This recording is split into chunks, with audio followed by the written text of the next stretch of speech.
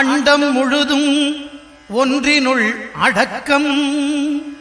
அதுவே ஆனைமுகமெனும் ஓங்கார விளக்கம். சுழலும் கோள்கள் அவன் சொல் கேட்கும். அவனை தொழுதால் போதும் நல்லதே நடக்கும். ஆனைமுகனை தொழுதால் நவக்கிரகங்களும் மகிழும். நல்லதே நடக்கும், நல்லதே நடக்கும்.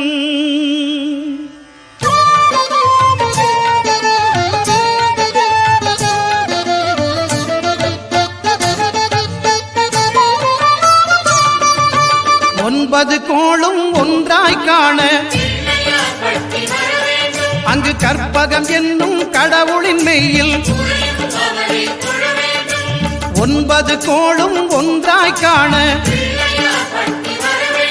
அங்கு கற்பகம் என்னும் கடவுளின் மெய்யில். சூரியன் முதலாய் 9 கிரகமும் பலவித குணங்களை கொண்டிருக்கும். எங்கள் கற்பக தருவில் அவை வரும்போது ஒன்றாய் சேர்ந்து பலனளிக்கும்.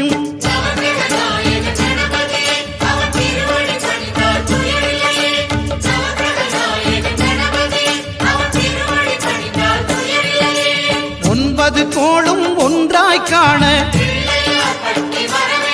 அங்கு கற்பகம் என்னும் கடவுளின் மெய்யில்.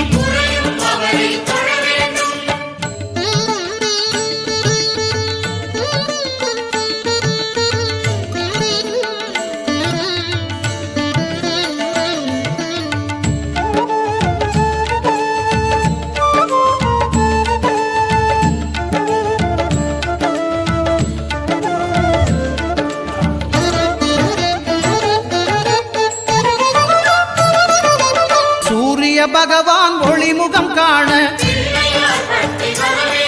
அங்கு கற்பக தருவின் நெற்றியில் மலரும். சூரிய பகவான் ஒளிமுகம் காண அங்கு கற்பக தருவின் நெற்றியில் மலரும். இருளை விலக்கி உலகை எழுப்பும் ஞாயிறு அங்கே குடியிருப்பான். அவன் ஆனை முகத்தனின் அடியவர் மனத்தில் ஒளியாய் வந்து கொலுவிருப்பான்.